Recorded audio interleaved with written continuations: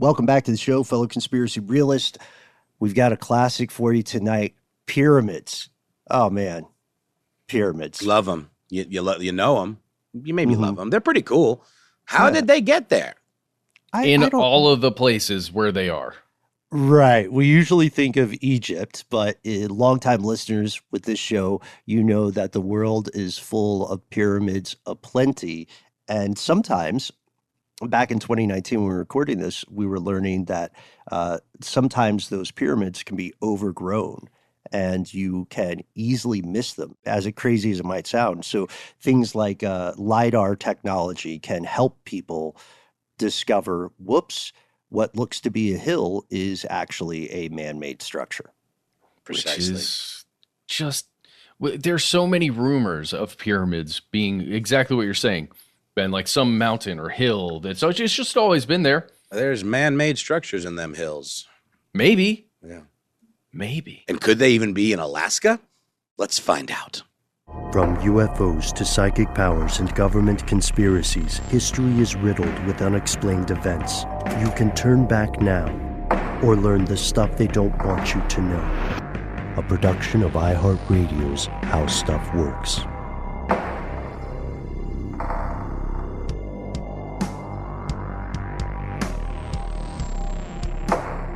Welcome back to the show. My name is Matt. Noel is here in spirit. They call me Ben. We are joined, as always, with our super producer, Paul, Mission Control Decant. Most importantly, you are here, and that makes this stuff they don't want you to know. For a check-in, Matt, yes. I know usually I ask you first, but I just want to say, I have to interject, I am so glad to see you, man. It's been too long. It has been. We, for any of you that don't know out there, let's just give them a little behind the curtain. We record 3 times a week, this show. So we usually have a time to be together in a room, talking, catching up before recording and everything. And as Ben notes all the time, we are friends outside of this magical darkened room where we record. Yeah. So not having that has been it's not been great. So it's I'm weird. Also happy to see you, sir. Thanks, man. It feels good. Yeah, it was let's see, Paul and I were in Texas and then we were in Chicago for a second, and I am hopefully by the time all our fellow listeners hear this, I will have returned from Brussels. Wow, that's cool. I'm going there tomorrow as we record this. Oh my gosh. But we'll still be able to record in the morning tomorrow because we have, just to tease a bit, we have a very interesting interview on the way. We have no idea how this is going to go. Yeah. We should probably talk about that after we record today's episode. Is it solid happening tomorrow? Yes. Yeah. Really? So, yeah. Oh my God. Okay. Should we tease it? Yeah. Let's say it. Should you want we to just say it? Reptilians. The Crown. What else? Awakening the Lion Within. Oh, there we go. Deep cuts. Good job, man. Yeah. Yeah, so it looks like we are interviewing David Icke. Yeah. That we made an episode about not that long ago. I hope I didn't jinx us saying that. But that's if you are a longtime listener of this show or you're a fellow conspiracy realist, you are aware of the more prominent maybe. Yeah. Controversy. He gets a lot of press, and he's been a prolific author for quite a while. So we are somehow going to be speaking with him. Yeah. I'm so excited. I'm excited. I hope we do all right, because as you know, there are a couple times where I have felt that, we didn't quite get 100% where we should have been on interviews. So well, we're going to get there. And just the concept of what he experienced when he was younger and then went on television and told the world about it, that concept of somehow at least believing that you've been gifted a message from some higher power throughout history that's been happening to human beings. like, I am so fascinated by that. I really hope he's willing to go deep there and talk about that. I cannot wait. It really is something I've been hoping would happen on this show and through this show, that we would get to speak with him at some point. It took a while, but we got there. Absolutely. So for everyone who has asked that we speak with David Icke, hopefully we will do you proud. I am, as you know, Matt, I am hype adverse. Yeah. So we'll see. I just gotta make it through my shady international stuff. Yeah. That's what I'm thinking. So I guess great. I mean, we're gonna talk to David Icke. Then I'm off the grid for a minute, but I will be back. Yes. And then we're doing live shows in Atlanta. Yep. You and I. And now with all that update, all that prologue, I have to ask, how are you doing, man? I almost sent you some prank text when I was at the Alamo, but decided against it. Oh man, I would have accepted. I'm doing really well. You know, everything in my life is focused on my son, and we're doing this thing where every morning he makes a picture of a letter, and then we talk about what that letter is, and then the whole day is about that letter. Oh, that's so cool. So like walking around, going to the grocery store, pointing out things that are like start with B. It's so much fun, and it sounds mundane and silly. I can't tell you how much I love it. That's what's going on with me. Ben? That's great. I want to ask you how you're doing personally and what's going on. Yeah. But I have a feeling you would respond, no comment. Okay, so let's go ahead. Let's go ahead and get into the episode, everyone. We're talking pyramids today. Right. Yes. Pyramids.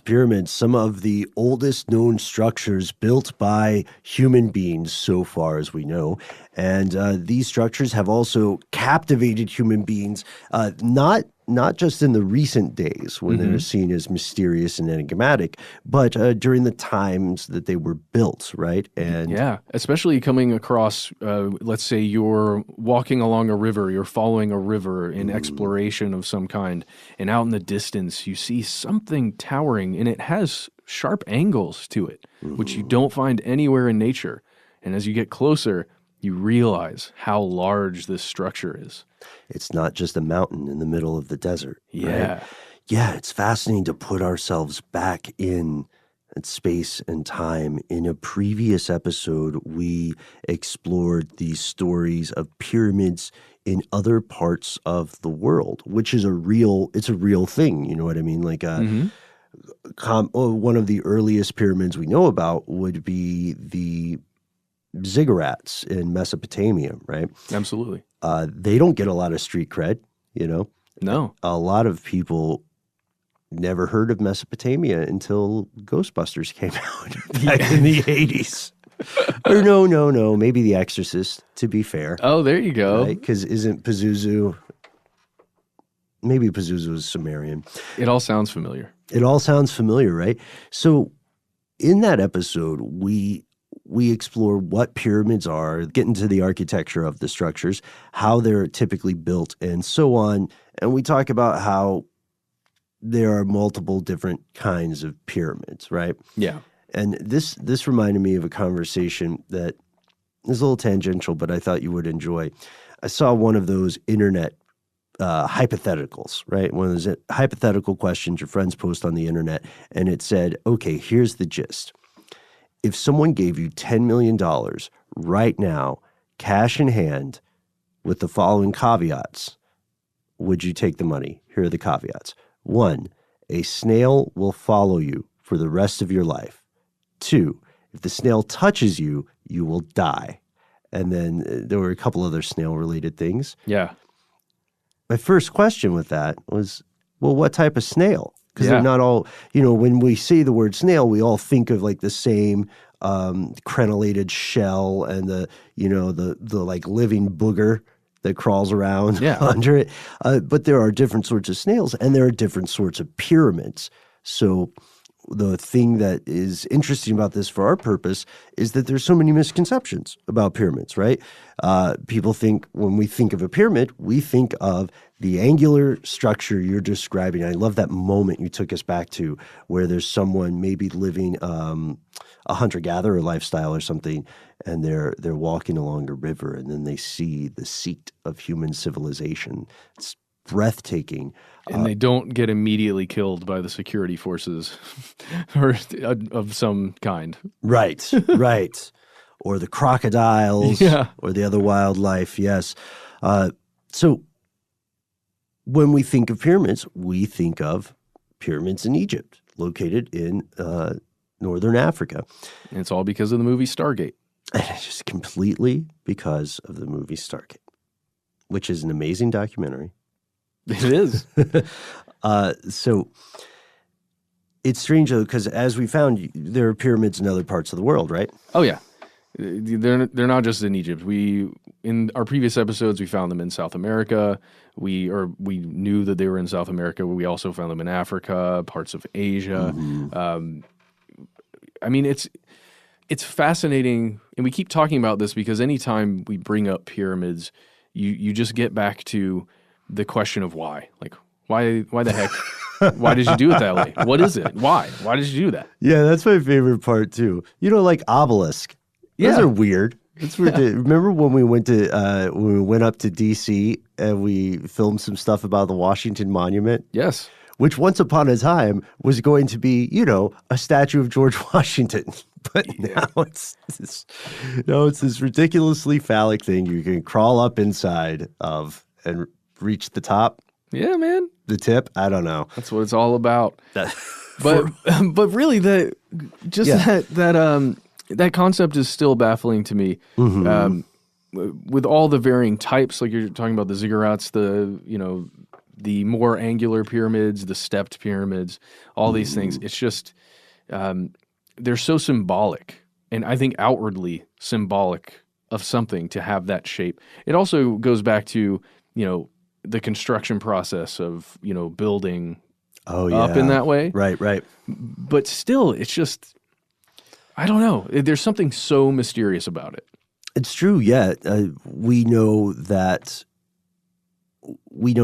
the primary purposes of pyramids and pyramid-like structures, I would also include maybe mounds in the North American continent. We know that the primary purposes tended to be spiritual or funereal, right? These are gigantic tombs, Taj Mahal style, or these are, in the case of some ziggurats, holy sites, sacred sites of worship wherein rituals are enacted. At least that's our best understanding from the work of archaeology and archaeologists. Right. The work of some brilliant archaeologists, right? And then also the work of some just morally bankrupt ones back in the day. And then that's, like the racism that gave rise later, first to the idea of lost civilizations and then later to the idea of extraterrestrials. Because the people, we have to hit this fact, the people who wrote a lot of early stories about discovering these different amazing structures in different parts of the world, they were somehow on some level offended by the idea that the ancestors of the local people could have built those. Yeah. So there you have it. We know that that's the craziest thing. We know that pyramids, despite being ancient, the ancient pyramids and structures we talk about remain controversial today, not just because of the institutionalized discrimination and stuff, but also because people continue to claim that they have discovered more ancient pyramids. Yeah, thanks to Google Earth. Hey, I love Google Earth and LiDAR. I know, that's true. We all do. They're amazing tools. It gives an opportunity to at least search from behind a computer screen the entire planet for things that look angular or out of place or, right. Square or rectangular. Right. And it's not to say that these things don't exist somewhere in the world, because in many parts of the world, the surrounding ecosystem will eat everything made by man. You know what I mean? You can build something in a jungle and it can just, for all intents and purposes, it can vanish. Yeah. And I think, you and I probably both still check in to see how many new ruins or ancient sites are found just in the Amazon alone. Yeah. There's a ton. So we know that these things do exist, but we also know that there's a lot of exaggeration and a lot of hyperbole involved in these claims. Generally, these discoveries become controversial for one reason or another. And it's not a case of someone pretending to be a scientist and lying or selling snake oil, as is so often the case in a lot of scientific research. The scientists, the archaeologists, the experts, they say one thing, maybe in a relatively obscure journal of some sort. And then someone else says, hey, this would be a great headline for my my blog, my pop culture news thing, right? My fringe website. My fringe website, sure. And then all of a sudden what the scientists really were saying gets convoluted and telephoned into something different.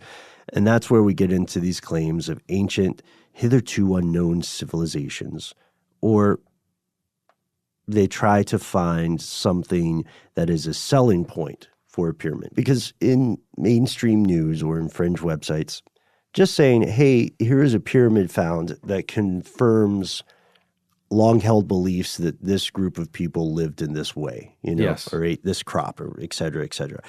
We want some hyperbole, we want some superlatives, like when you graduate high school.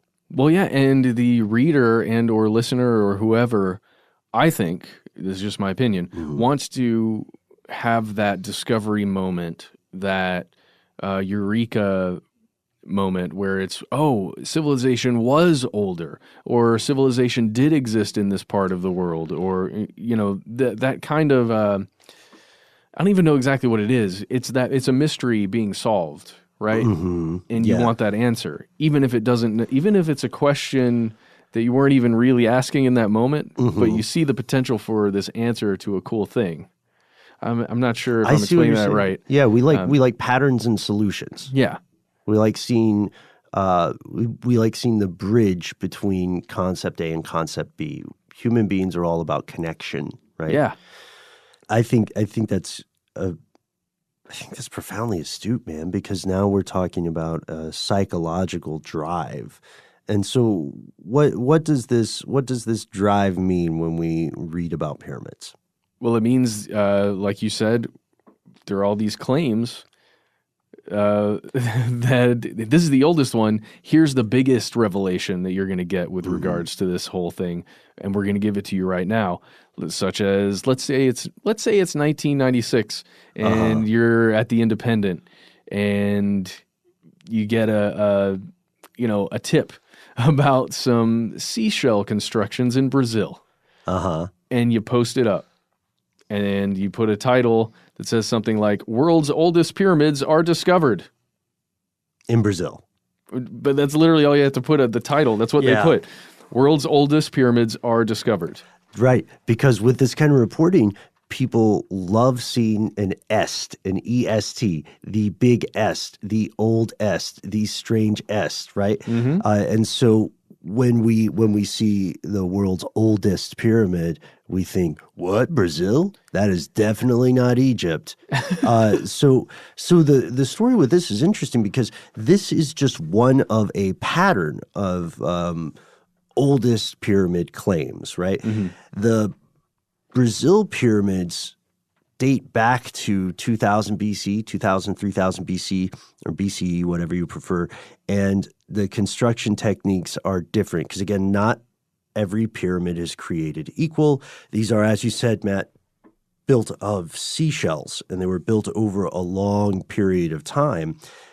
But for, I think, starting in maybe 1992 or so, about 4 years before the article is published, teams of researchers based in the area had been trying to figure out what was up with these things because they had been largely deconstructed. Yes, or broken down, right? That's just over through natural processes and stuff, or destroyed. Right. And they were literally called in that article, the remnants were called piles of ancient rubbish. Yep, exactly. Yeah, they were deliberately built, but while archaeologists estimate there used to be a ton of them, 1,000 pyramids there, some thousands and thousands of years old, only 10% survive in any recognizable way.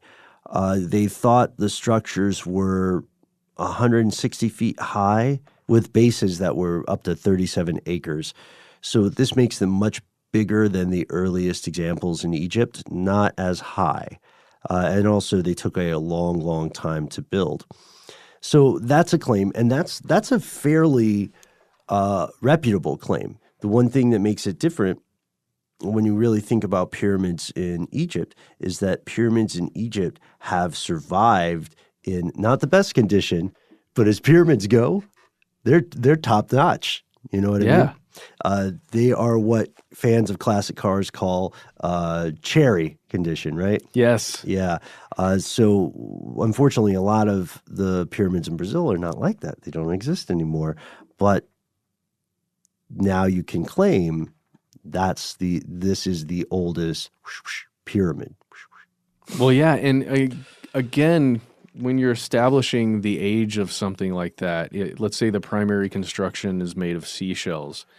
The mode of determining the age of those is to then carbon date somehow the structure or whatever is made up of those things. And if you're dealing with seashells, I guess by carbon dating the shells themselves is how you get that number or that range.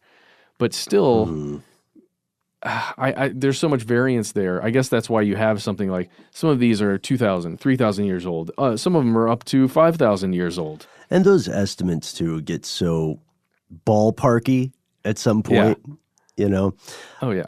Speaking of, one could say, however, that, you know what, the margin on the dating process here may be pretty large, but it doesn't invalidate everything. So sorry, Egypt. That's it. Brazil has what we now know as Brazil has the oldest pyramids. But this was not the only claim for the oldest pyramid. The debate continues today. We'll tell you more about it after a word from our sponsors.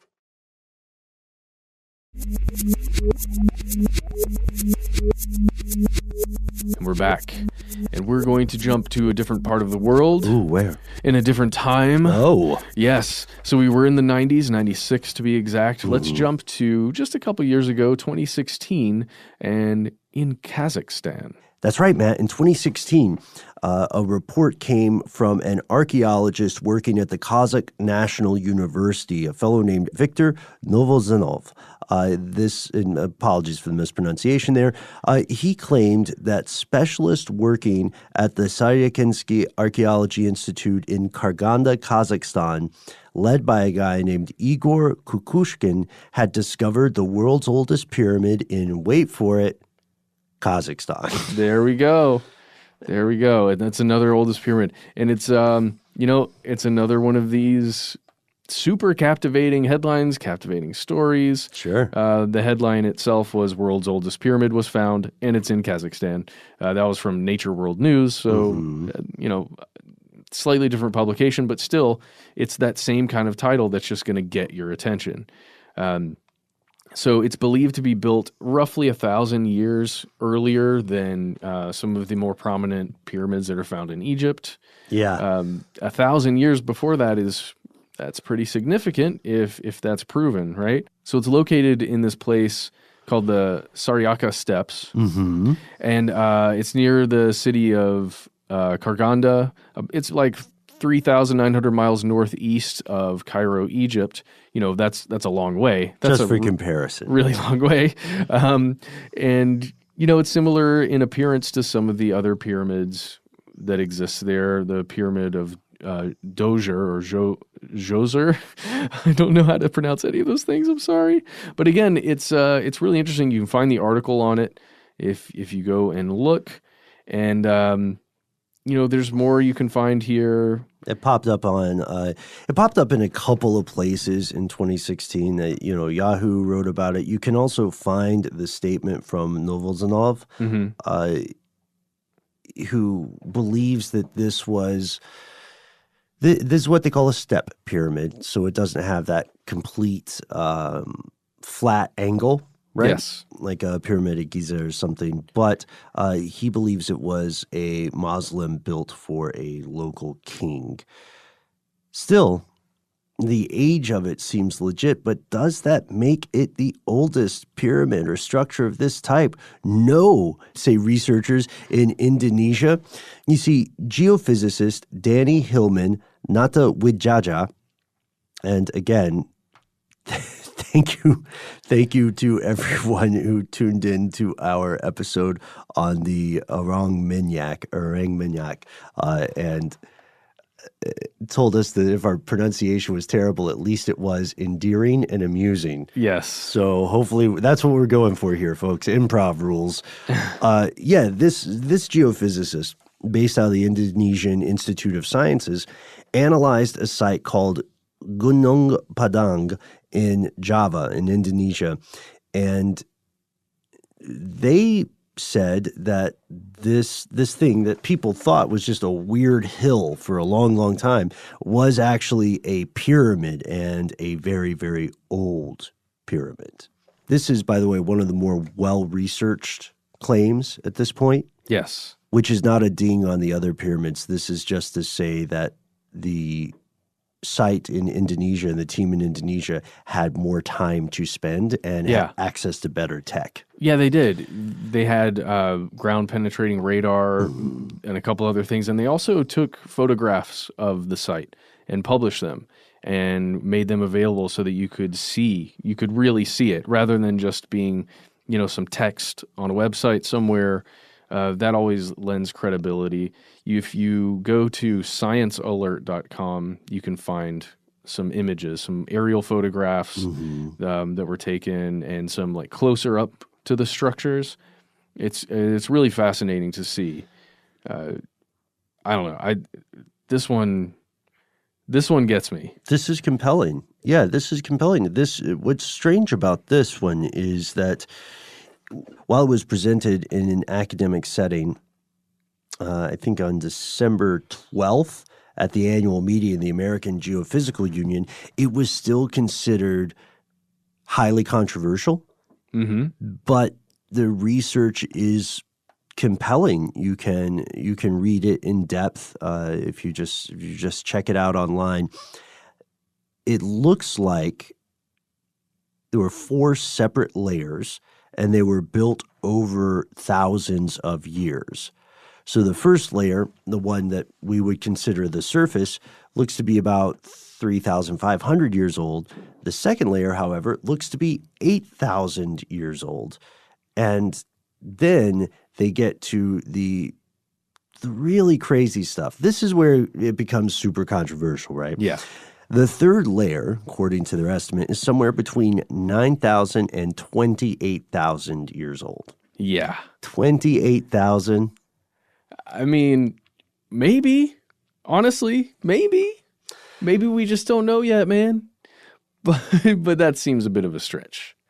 I mean, it's pretty crazy. If you look at it, too, they've got an example of the layering. It shows you all the different ones and the structure and how it looks.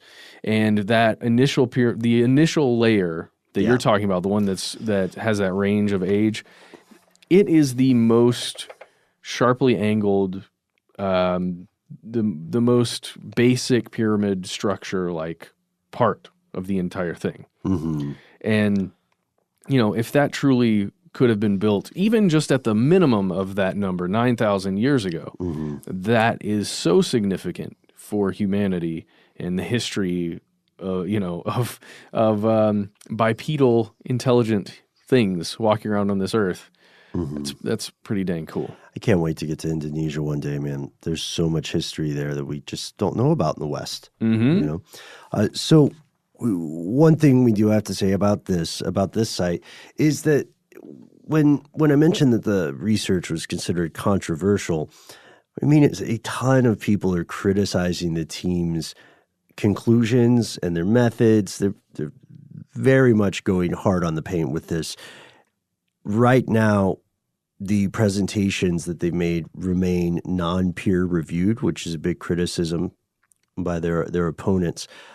But time will tell, right? Yeah. The wheels of archaeology grind slow but exceedingly fine, if we're paraphrasing.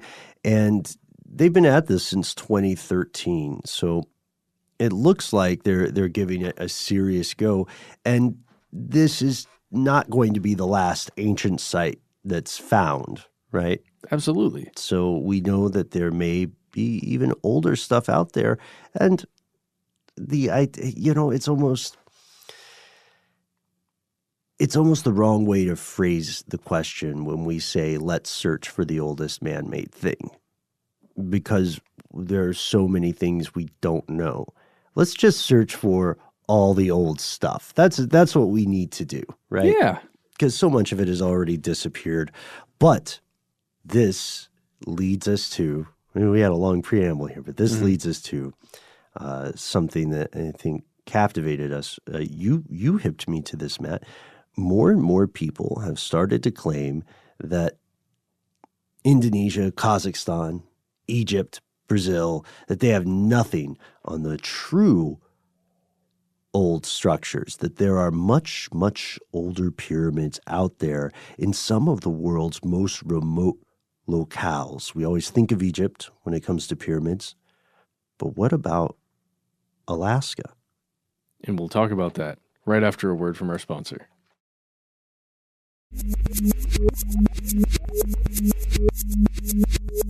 Here's where it gets crazy. It's true, fellow conspiracy realists. In recent years, various groups have claimed pyramids created by some unknown civilization can be found in both Alaska and Antarctica. Now, we've explored the Antarctica theory briefly before. Yes, we have. But before we even get into that, let's establish here just the concept of general belief in how humanity began, in the Fertile Crescent, in parts of Africa, Tigris, Euphrates. Yeah, exactly. Where the rivers were, where the water was, where the land again was fertile, and people could survive more easily. Let's say, even though life was a struggle, and then humanity spread out from there, going to all corners of the earth over the course of time, right? So when you introduce an idea that perhaps there's an even older version of humanity that existed in some other part of the world, that's why it's such a controversial idea, because it goes against the basic understandings that are generally accepted.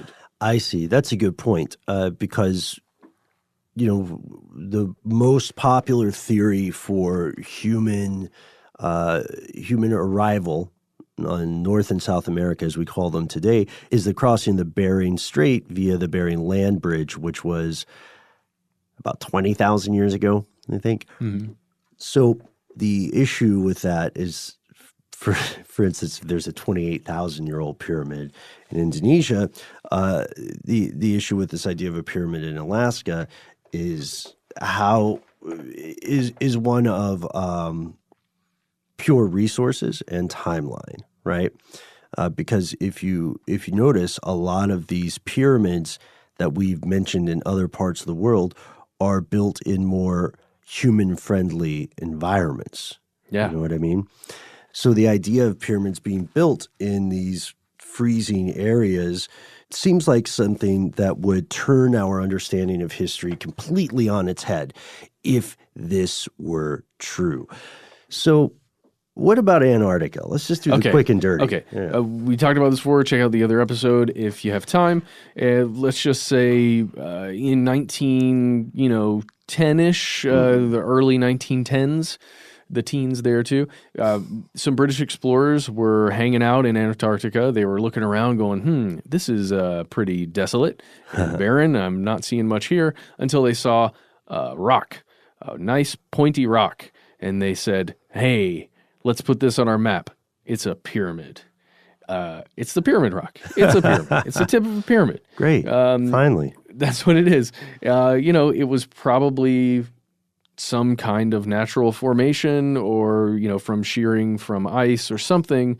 Generally, let's say that's probably what it was. It isn't necessarily exactly what it was, or who knows what they found. There may be a mystery out there in Antarctica still with the old pyramid rock. We haven't been able to find it thus far. Neither of us have been to Antarctica. But let's call it a seed, this concept of, there's a pyramid on this map of Antarctica? Somebody labeled that? That becomes a catalyst for all kinds of stories. Right, yes. Some were admittedly fiction, such as At the Mountains of Madness, written by H.P. Lovecraft in 1931. Some were more rumor mill kind of stuff, reported as if they were true in newspapers, right, in the following decades. But from 2012 to 2016, there was a new round of rumors spreading, and they were based on photographs that apparently showed some geographical feature in Antarctica with regular triangular sides, the kind of stuff that, to your point, Matt, earlier in the show, would not occur in nature. And so it was the argument about the face or pyramid on Mars all over again. People on one end were saying, this is true, someone's covering this up, this is stuff they don't want you to know. And then there were other people saying, well, if we don't get photographs of this thing at multiple angles, how do we know this is not just a trick of perspective? Which is different from immediately calling BS. It's just saying, go back there, take more pictures. Yeah, let's verify. What is it? The old adage, trust but verify. Wow. Yeah, right. And it's funny because there were even more rumors spreading. I think the favorite is our returning champion of our show, Buzz, Dr. Rendezvous Aldrin, returned in this story because I think in 2016, toward the end of 2016, there was this rumor that he posted a picture of this ice pyramid, as people were calling it, and then said, "We are all in danger. It is evil itself." And then he rapidly deleted it. Yeah, that was the rumor. That was the rumor. But what if he really did that? How crazy would that be if Dr. Rendezvous was like, look at this pyramid, they're here too. Oh my God. Oh man. I don't know. That would be out of character for him. Yeah, it really would. Oh gosh, that's because he's known sort of as as someone who's trolled conspiracy theorists before, or what he calls conspiracy theorists.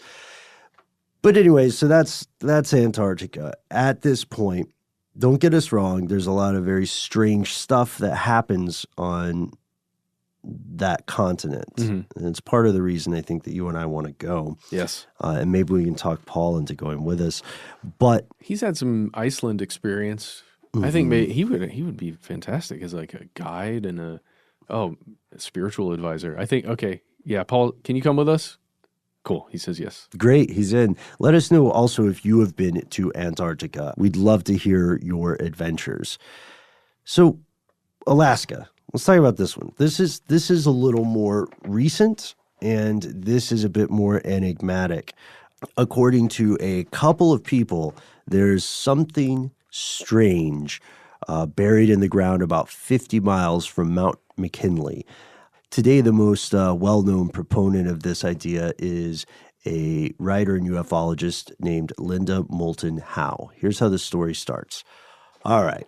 Travel back with us to Anchorage in 1992. This is, just for comparison, the same year that the Brazilian research team began digging into the seashell pyramids. It's true. Yeah, 1992, same year.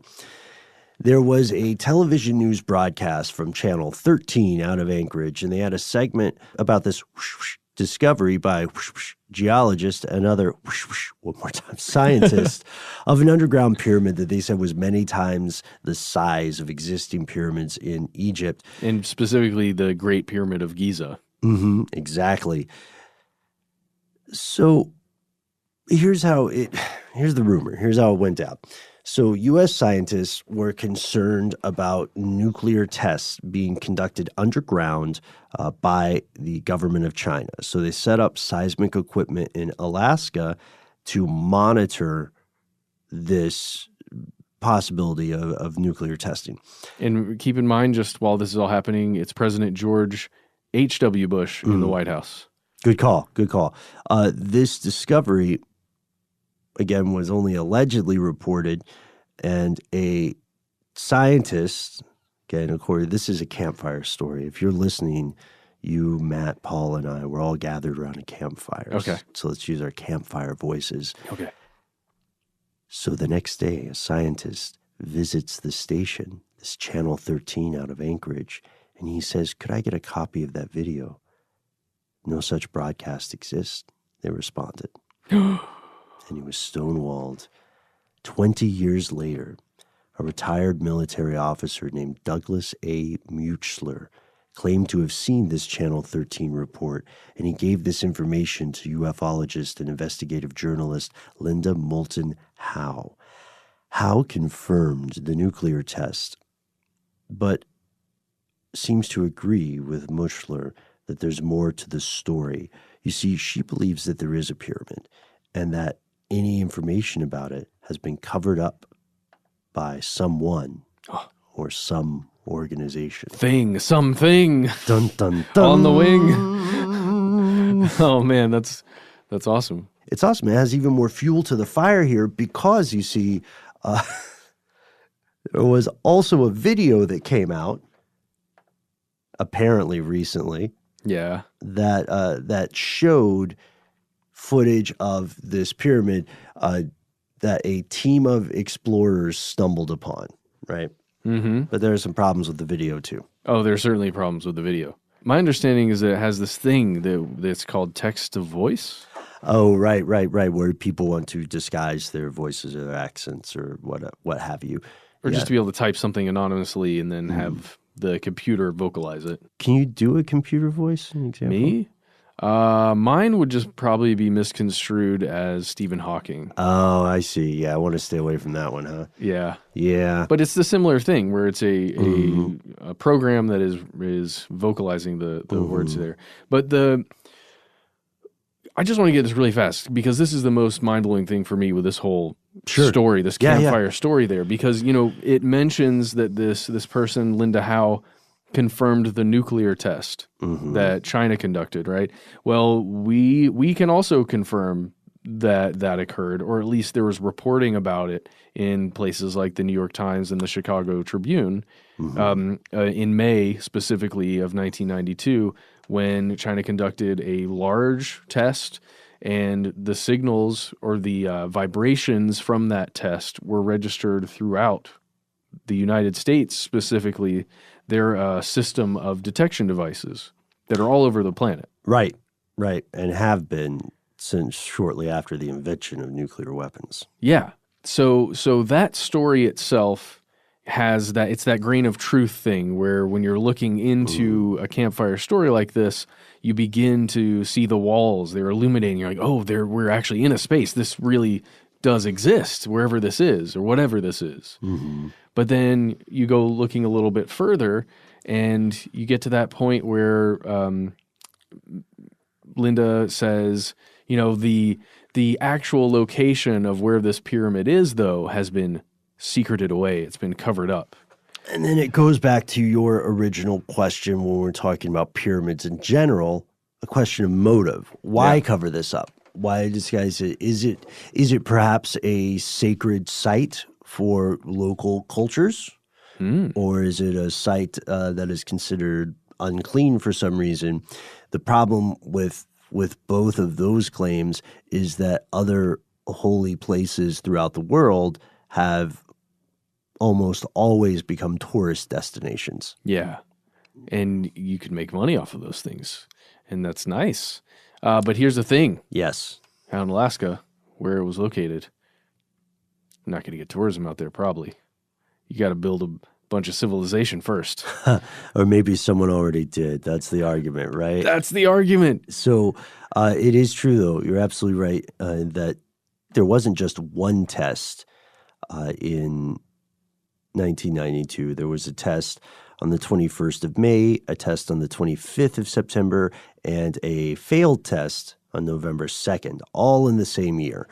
So this was extensive testing, but the one you had mentioned in that New York Times article, it's true. That was the largest underground test the government of China had taken at that time.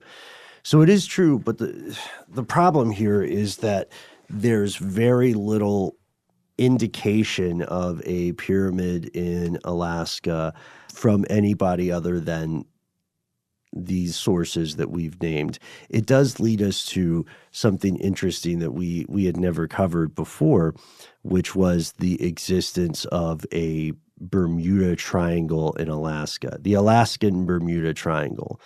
This is the kind of thing that a lot of more mainstream television producers love. Yes. You know, you can see, I'm sure you can find a cheesy episode about this, but just so that everyone has the concept, maybe we can explore this and see if there's more sense to it later.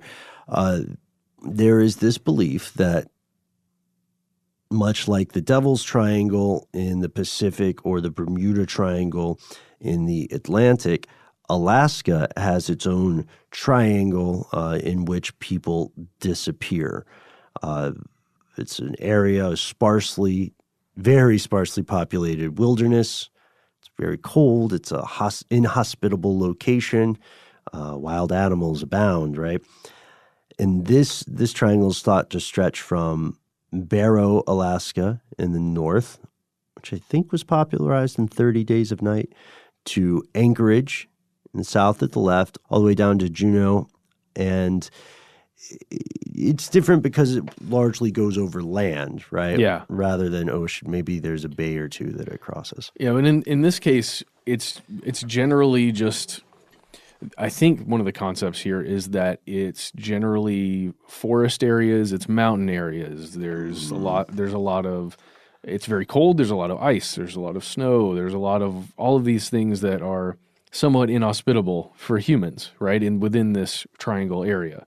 In the center of it, at least, before you get out to the edges. And, you know, a lot of the claims that have to do with the Devil's Triangle, Bermuda Triangle, and all these things, they have to do with a lot of magnetic anomalies a lot of times. Sure. They have to do with weather patterns that occur within those spaces. And you can imagine something occurring here where in this, it's not desolate, it's just, it's not a place where a lot of humans gather and have all of their stuff, right? I think we should do an episode on this in the future. Oh, I think so too, because the disappearances that have occurred over this little triangle within Alaska, they're many, and they're pretty frightening. Since 1998, more than 16,000 people have vanished in this area mapped out as the triangle. This contributed to an average of roughly 4 missing person reports for every 1,000 people in Alaska. That is more than double the national average. Gosh. So not only are there relatively few people in this part of the world, but a lot of them go missing. Maybe Alaska is just a place where people get off the grid, you know? Or maybe they end up at the pyramid. That's the thing. Okay. Look, before we wrap up, let's talk about the biggest, at least most fascinating out there concept for why a pyramid in Alaska would be covered up. All right. Do you want me to just tell you what it is? Yes. I think you know it. What is it? We've been talking about ancient, like human civilization building it or something like that. Uh-huh. But the concept that perhaps all of these pyramids across the world, the big conspiracy, were all influenced by the same extraterrestrial force that shaped humanity, that perhaps seeded intelligence on this earth, on this planet. I'm picking up what you're putting right? down. Yeah. Like an intelligent panspermia kind of thing. that to me is the most captivating version of this. Of like, that's why a lot of these secrets are still hidden. That's why we don't truly understand the pyramids in Egypt. That's why we truly don't fully understand why they're everywhere, and all of humanity was so fascinated by that shape and that structure. That's kind of a sacred geometry argument too. Yeah. So Stargate. I mean, not to diminish that. That would be amazing if it were somehow true. The counter argument people make for that, of course, is that at the time, given understanding of construction and technology, that was the easiest thing to build that would last for a long time. You know what I mean? I know. I wish, you know what, Matt? I hope the truth is out there too. Yeah, me too. Hey, tell you what, if we do meet extraterrestrials in our lifetimes, if I ever meet them, even if you're not there, I am going to try to get them to build a pyramid. Even if they don't care what it is, and they're just like, they think it's our hello ritual. If they spend the rest of their time with our species thinking that instead of, waving or shaking hands or vocalizing, you build someone a pyramid as a way of greeting them from scratch, it'll be great. Yeah, it'll be worth it. Yeah, I'm so down with that. Let's get T-shirts with pyramids on them. What I want to see is, let's do a pyramid on the ground, right? When it's kind of nice, you see kind of surrounding. It doesn't matter what kind. It could be a ziggurat. It could be whatever. Yeah. But then above it is an inverted version that has lights on the top of it and the bottom that's like hovering down or coming down to meet it.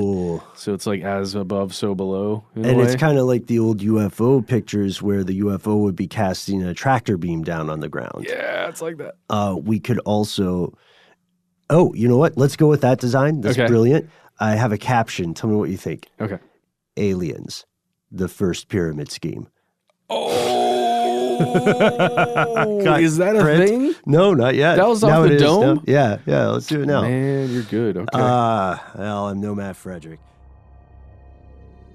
And that's our classic episode for this evening. We can't wait to hear your thoughts. We try to be easy to find online. Find us at the handle Conspiracy Stuff, where we exist on Facebook, X, and YouTube. On Instagram and TikTok, we're Conspiracy Stuff Show. Call our number. It's 1-833-STDWYTK. Leave a voicemail. And if you have more to say, we can't wait to hear from you at our good old-fashioned email address, where we are conspiracy@iHeartRadio.com.